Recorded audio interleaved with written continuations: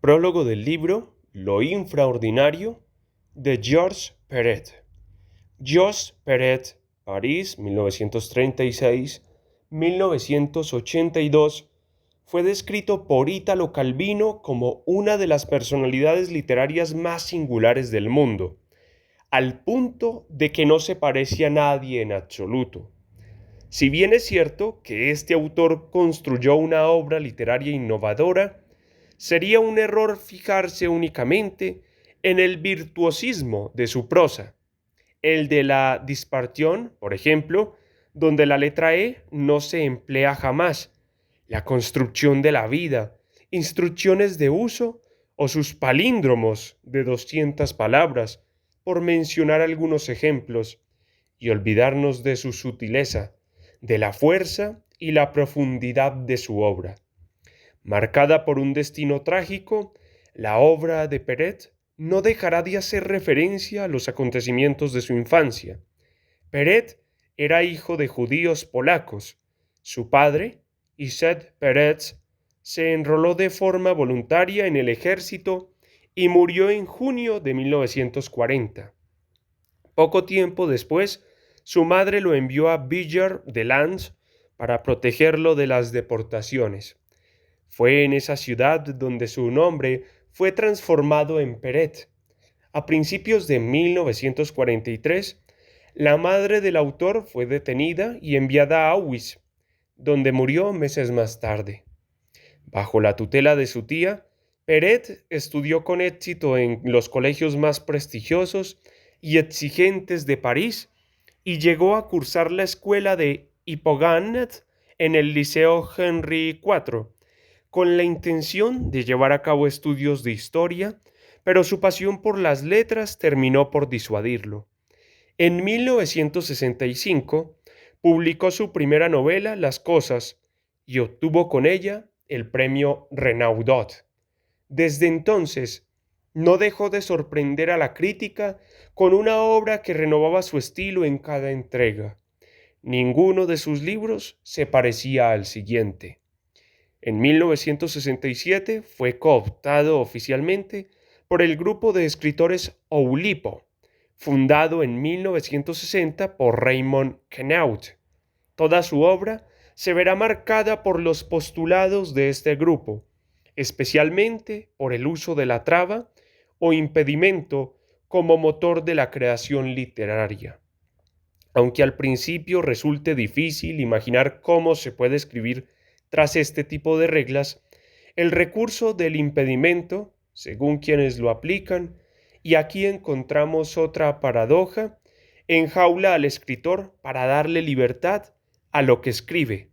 La atención que se necesita para escribir bajo estas trabas no deja espacio a las autocensuras y modelos aprendidos de lo que se debe decir y lo que no. En un texto llamado Notas sobre lo que busco, Perec presentó los 4 polos de su escritura: el mundo que me rodea, mi propia historia, el lenguaje, la ficción. Así, sus textos se enfocan a veces en la sociología, las cosas, especies de espacios, Pensar, Clasher, a veces en la autobiografía, W o el recuerdo de infancia, mi acuerdo, en ocasiones en el puro ejercicio oulipiano y finalmente en las formas novelescas, el secuestro, la vida, instrucciones de uso. Pero Perec insiste mucho en que esos 4 polos de escritura se traslapan, se mezclan y plantean quizás, a fin de cuentas, la misma pregunta, aunque con perspectivas particulares. Se trata de una prosa llena de recovecos, de alusiones sutiles, de guiños para el bibliómano. Su literatura siempre está dirigida a un lector ideal, a quien no hace falta explicar nada, como si Perec nos dijera que la comprensión de los lectores depende de ellos mismos y no del autor. A pesar de su muerte prematura, a los 46 años, la obra publicada de Georges Perec cuenta más de 40 títulos. La mitad se publicaron de manera póstuma. Entre ellos está Lo infraordinario, que la editorial Seuil publicó en 1996.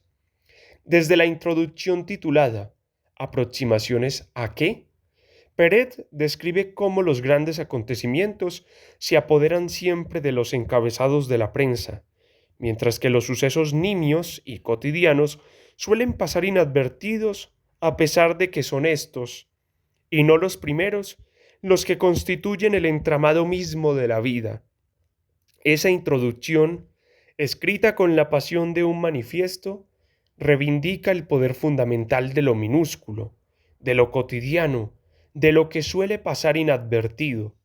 Me importa poco, dice el autor, que estas preguntas sean, aquí, fragmentarias, apenas indicativas de un método, como mucho de un proyecto. Me importa mucho que parezcan triviales e insignificantes.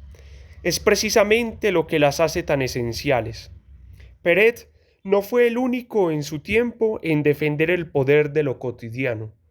Otros intelectuales franceses como Roland Barthes o los miembros del Collège de Sociologie habían señalado la grandilocuencia que sufrían las ciencias sociales, en particular la historia y la sociología, quienes no hacían sino comentar los grandes eventos de la actualidad y la historia, sin detenerse a mirar los usos y costumbres, la vida cotidiana de los seres humanos. Sin embargo, Peret es el primero en defender esa causa con tanto vigor, desde el frente de la literatura. Así, el método de lo infraordinario consiste en desplegar una descripción meticulosa que permita atrapar las características de cada espacio, las formas de utilizarlo, pero también la interacción creadora entre el individuo y sus espacios en el ámbito de la vida diaria. El libro comienza con una descripción totalmente realista de la Rue de Billing, sus edificios, sus habitantes, sus comercios. No es casual que Peret haya elegido esa calle entre todas las de París. Se trata de la calle donde pasó la primera parte de su infancia, la última calle que habitaron sus padres. Ese lugar constituye el origen de su propia biografía. La descripción que de él se hace en este libro parece, en un principio, la más aséptica y objetiva del mundo, y, aunque nunca pierde el realismo que la caracteriza, poco a poco van apareciendo una gran cantidad de huellas, diminutas como era de esperar, que nos hablan del pasado de la Rue de Billing, de ese barrio, de esa ciudad, huellas sobre la biografía de Peret y su familia, sobre la deportación y el Holocausto. No sería exagerado decir que se trata de una lectura cabalista de los objetos y las escenas cotidianas. Cada puerta, cada casa, cada ventana clausurada, cada escena constituye un signo y ofrece una interpretación. Otra constante fundamental en la obra de este autor es la relación de los seres humanos con el espacio. Peret dedicó uno de sus libros más importantes, Espèces d'espaces, Galilet, 1974, a reflexionar sobre este tema, pero en todos sus escritos los problemas de distribución espacial, ya sea de los individuos, las cosas o de los acontecimientos, resultan esenciales. La contribución de Peret para hacer que esta espacialidad sea visible y sensible involucra dos niveles muy diferentes pero complementarios. Por un lado, nos lleva a reflexionar sobre la dimensión espacial de la vida cotidiana y por otro, sobre la construcción tanto de la identidad individual como de la memoria. Al menos así sucede en lo infraordinario, un ejemplo muy claro de los alcances que la descripción de un lugar puede tener en términos tanto analíticos como cognitivos. El espacio, decía Peret, se funde al igual que la arena se escapa entre los dedos. El tiempo se lo lleva y no me deja más que pedazos sin forma. Escribir es tratar meticulosamente de retener algo, de hacer que algo de todo esto sobreviva, arrancar algunos pedazos precisos al vacío que se forma, dejar en alguna parte un surco, una huella, una marca o un par de signos, extraído de especies de espaces. Desde su publicación, este libro póstumo, que Peret probablemente consideraba inacabado, como una serie de preguntas apenas indicativas de un método, como mucho de un proyecto, ha suscitado grandes comentarios y reflexiones acerca del papel de lo cotidiano en la literatura y de nuestra comprensión de la realidad. Lo infraordinario ha sido considerado por una gran cantidad de escritores como una prueba de la lucidez extraordinaria que tenía Peret en materia de literatura. No es soslayable tampoco la impresión que ha causado en autores de nuestra lengua. Pienso inmediatamente en Enrique Vilamatas y en Mario Bellatín, que en reiteradas ocasiones han comentado la influencia de Peret en su propia creación literaria. Los postulados que este libro plantea no se limitan únicamente al ámbito de la literatura, también se asemejan a procedimientos del arte contemporáneo, como los de la francesa Chopiat Callet o la mexicana Daniela Franco.